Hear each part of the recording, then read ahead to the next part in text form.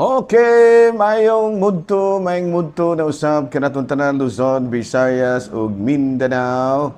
Mayong mudto Philippines, mayong mudto world, mayong mudto universe. Sana na po kita mga higala, dili nga itong tulumanon sa kahanginan, CONA Catechesis on Air.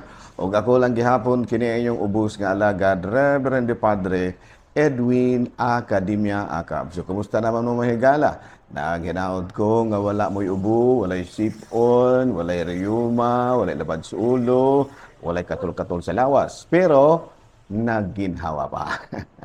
Mao man ay importante din na, di ba no? Nga naginhawa pa ta, kay og wala na gininhawa, lisod na kayo. Manay giniingon ni kailaba mo ni Kuan, Richie Di Horsey, no? Kailaba mo ni Richie Di Horsey, sidekick sa una ni Vic Soto. Matud pa niya, it is better to have bad breath than to have no breath at all. Ay, una iyang gisulti, no? It is better to have bad breath than to have no breath at all. O, no? Sa ito pa, mas mayo pa bawat na gininawa kaysa wa na ginta magginawa. Di ba, Mr. Cheng? Ito ka na pa, no? Pero ato dahil nga kumustahon og mayong mudto di ay nga ato ang mga igsuon din na sa Cebu, no, nga naminaw usab karon kanato ang akong mga classmates, no, matod pa ni Father Joey Belsinia. Nakakita ko no siya sa ako ang kuan. Nakakita ko no siya sa ako ang account, no. Nag-istorya manggug ko mga higala nga niingon ko nga wala ko Facebook. Niingon dayon si Father Joey, unsay wala nga mag-live pa kani ka sa akin. Ana sa Camille ba? Niingon ko, ako Facebook. Ingon akong classmate. So wala, mag-live man ganun kausap. Kita mahigala, no? Kini kabahig Facebook, wadyo ko kalibutan, ani. Ang ako arag din taon nga kanang pinalihog, no? Si Sister Camille Solmieda, morag nakaingon initanan. No? Ako wala ko, ani. Ang ako igo ra kong musulti. Pero naalang ko kining ka badi-badi nga mao'y mitabang na ako. Okay, klaro? Nahala, no? Wala lang usa kita karon sa CBCP News, may galahan kay baling bisihan ako oron bago pa manggong daghang gaapas may kay usa ka semana mo kung nawala. Daghang kay kung mura ba o napundo nga mga trabahoon. So muna nga nag-double time ko ron, daghang kay mga trabahoon pa. Abi na padayon ta, ari una kita sa Saint of the Day. Boy na anto day nga timbayaon og mayong mudto ang tanan nga mga ato sa tan-awon diri may gala ha. Atong tan-awon diri kung November 14. Atong timbayaon ang tanan nga mga lalaki nga motubag sa pangalan og Lorenzo. O nga naman, kay mao kanay ato ang ngalan sa santos nato karon, no? Saint Lawrence O'Toole, no? O dayong apostrophe dayong Toole.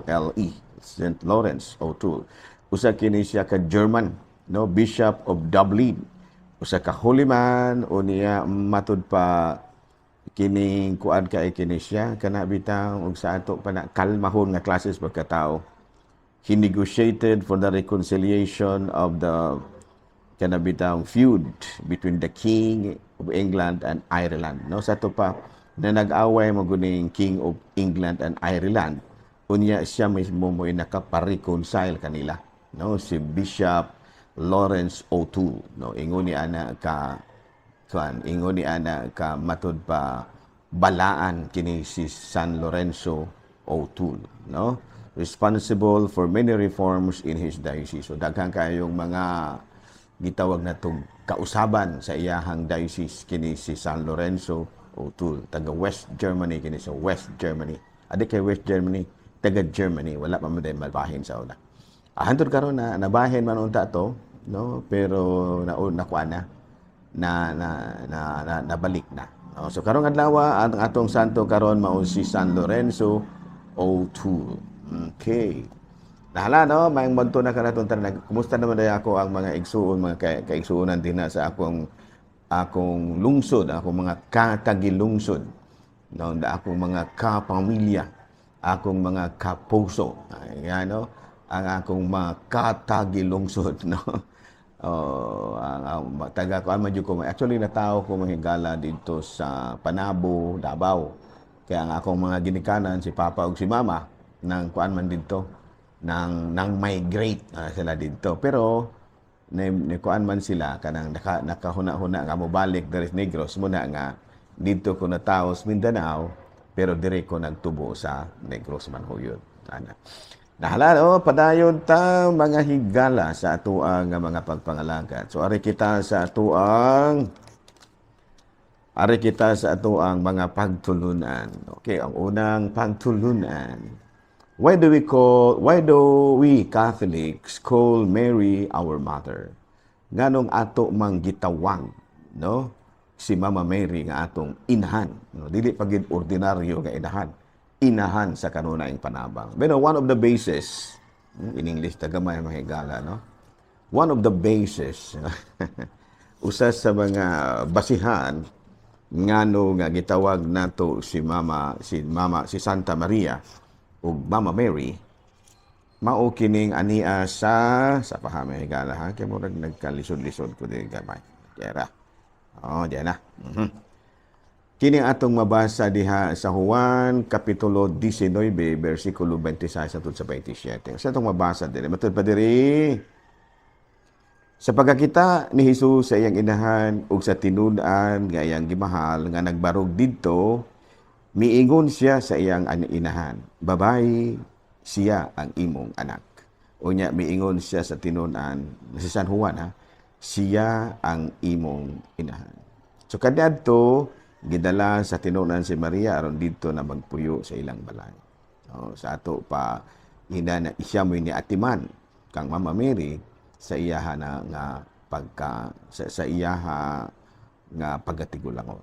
Ana no, so karong adlaw mahigala mao kana nga atong pagtulunan, no? Unsa ngano man nga gitawag nato si Mama Mary og inahan tungod kay si San Juan giingnan manggod ni Hesus nga anak ania ang imong inahan.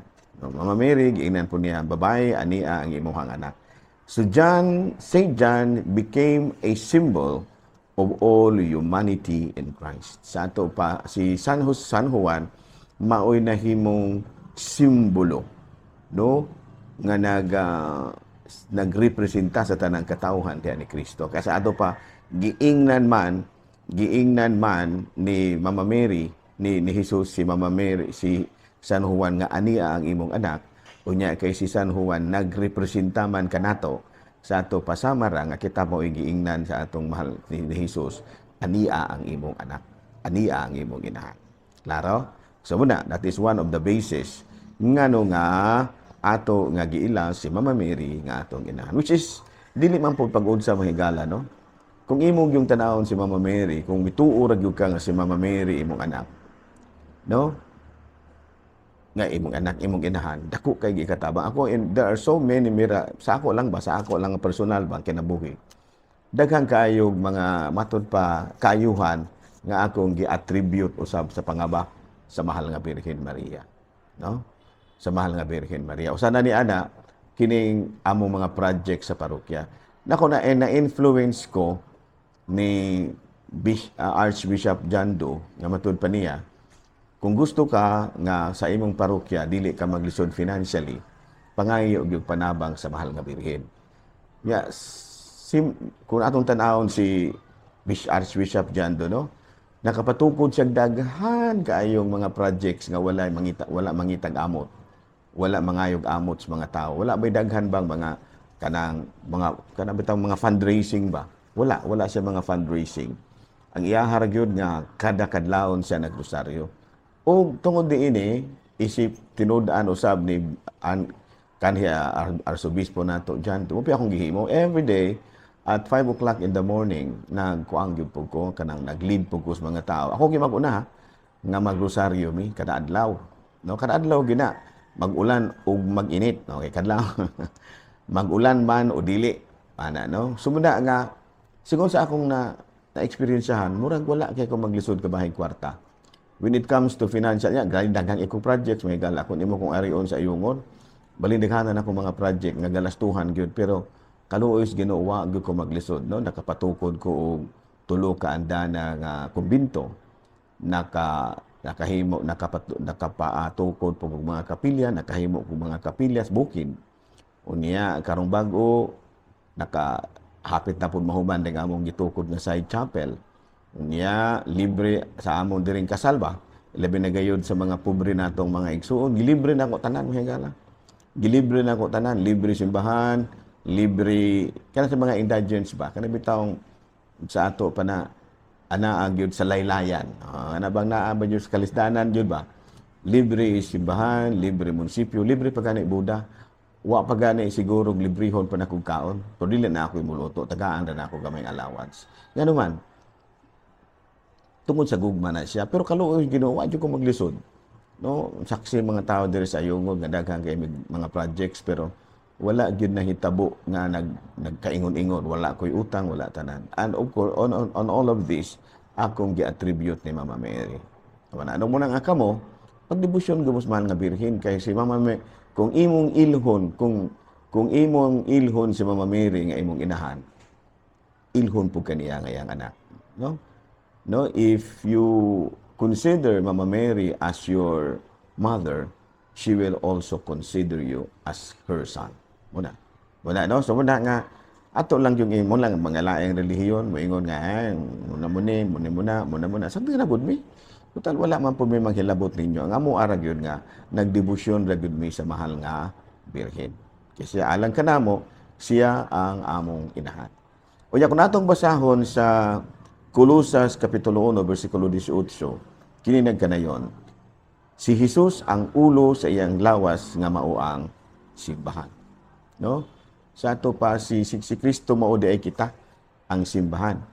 So kung atong giila si Kristo nga kini kanang si Mama Mary, si Kristo nga atong igsuon, no, kung atong giila si Kristo nga atong igsuon nya kita mao man lagi ang simbahan. Nya kita si Kristo ang simbahan mao magka si Jesus nga mao kita kay si Jesus anak man ni Maria. Tungod niini isip simbahan o lawas ni Kristo ato pong inahan gyud si Mama Mary. Ako ba ninyo di ba lisod bang sabton? Kay si Kristo ang simbahan mao ang lawas ni Kristo. Klaro ba? Ang simbahan mao ang lawas ni Kristo. O ang simbahan mao kita. Sa ato pa kita di ay ang lawas ni Kristo. Sa ato pa si Kristo o kita usara. Unya kay si Kristo anak man ni Maria, so kita usab mga katawhan lawas ni Kristo anak ni Maria. Numunay atong mga argumento mga Katoliko pero na mga laing relihiyon nga mura man jud nila o dili man jud sila mutuo ni ana. Di po nato sila mapugos kay wala man lagi ni pugsanay ning pagtuo. Choices man choices. If they choose not to become children of Mary, ila sa nagkatungod. Pero kita, we choose gyud nga we are children of Mary. Dili children. Dili children's ha. Kay plural naman adaan ng children. Ang singular child, plural children.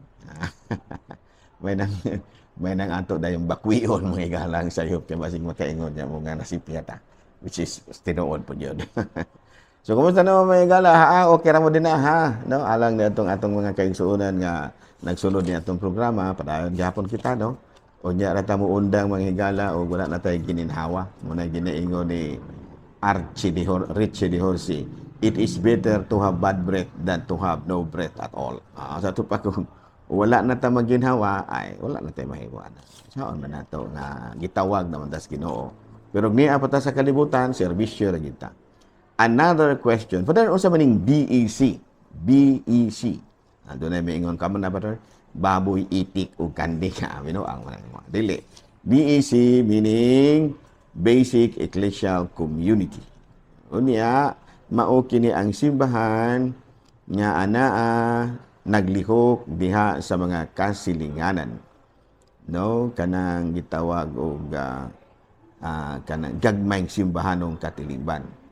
Unya agi kanunay kining mao nga grupo kanunay namalandong sa pulong sa Dios, nagbinatiay sa kalipay ug kasakit ug nagtinabangay sa kalihukan sa dakong nagtabang sa kalihukan sa dakong simbahan. Sa ato pa kini daing BEC mura bag didto nato bitaw gi-apply ang kahulugan sa pagkasimbahan diha mismo sa atong kasilinganan. Kita noon magyud usahay mga gala kabalo ka Doon ay uban mga laing relihiyon, mga Katoliko sa una, mamalhin sa laing relihiyon, kaya nga naman, dito kuno sa laing relihiyon, gikuan kuno sila, giatiman sila dito.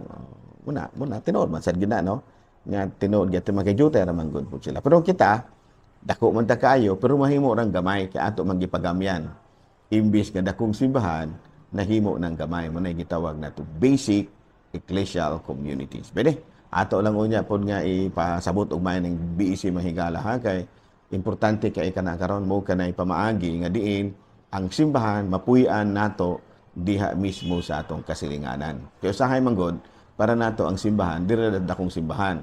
Mga Katoliko man tuod ta pero wala ta magtinabangay diha mismo sa atong kasilinganan. So karong panahon na bag-o na no. Diha sa atong kasilinganan magtapok-tapok ta, magampo ta, magrosaryo ta, magbii kanang gitawag nato mag-Bible sharing. O nya doon na pud tay panahon nga maghiusa ta paghimog maayo kanang gitawag nato og lihok tabang sana na tawag nila ni ana no. Dayong gitawag nato og magkuan pud ta magtinabangay panahon sa kalipay kasakit. Mag-Bible sharing ug daghan panguban. So wala sa BEC ha. So ato nang balik-balikan sunod adlaw, masuntang adlaw ron, pizza 14 ugma November 15, no? Nang kanang hapit na daing Pistas Amlan, no? November 30, no? Ang Pistas Amlan. Sa oras adlaw no, para Huwebes man siguro. Ang nakalamian ang Pistas Amlan mahigala kay permanente ginang public holiday gina kay kuan man na Bonifacio Day man na araw ng kagitingan. So wala nga makapamista siguro tayo ni. I don't know kung madala ba sa atong schedule. Okay, nakasalamat og mayong mudto Pilipinas.